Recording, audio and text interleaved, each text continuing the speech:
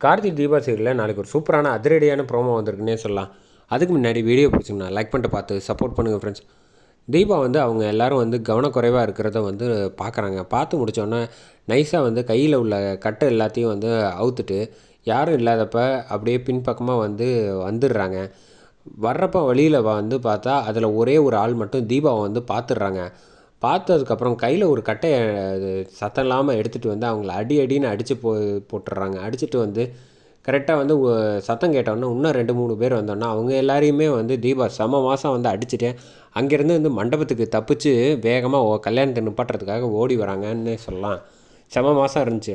அதே தீபா மாஸ்க் போட்டுட்டு ரியா அங்கே உட்காந்துருக்கப்ப இந்த ஜோசியர் நீங்கள் சொல்கிறீங்களா இல்லை நான் சொல்லட்டுமா அப்படின்னு உங்கள் பொண்ணுக்கு உங்கள் மாமியார் மேலே அக்கறையே இல்லையா அப்படின்னு சொல்கிறப்ப நீங்கள் ஒன்றும் சொல்ல வேணாம், நானே அவகிட்ட ஒரு தடவை பேசி பார்க்குறேன் அப்படின்னு சொல்லிட்டு போய் தீபா கிட்ட பேசுகிறாங்க.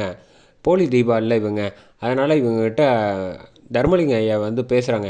இங்கே பாருமா, நான் சொல்கிறேன்னு தப்பான்னு வச்சுக்காத, இந்த கல்யாணம் பேசாமல் நிப்பாட்டிடலாமா அப்படின்னு சொன்னோன்னே எதுக்காக இப்படி சொல்கிறீங்க திடீர்னு, இல்லை உன் அத்தைக்கு ஏதாவது பிரச்சனையாகிடும்ல அதுக்காக. இங்கே பாருங்கள், அவங்க வாழ்ந்து முடிஞ்சவங்க, நான் வாழ போகிறவன், அதனால் அவங்களுக்காகலாம் என் வாழ்க்கையை நான் விட்டு கொடுக்கணுங்கிற அவசியம்லாம் எனக்கு கிடையாது அப்படின்னு சொன்னோன்னே இந்த பக்கம் என்ன சொல்கிறேன்னே தெரியாமல் தர்மலிங்க ஐயா தீபா இப்படிலாம் பேசுகிறாளே அப்படின்னு அதிர்ச்சியாகி நிற்கிறாங்க.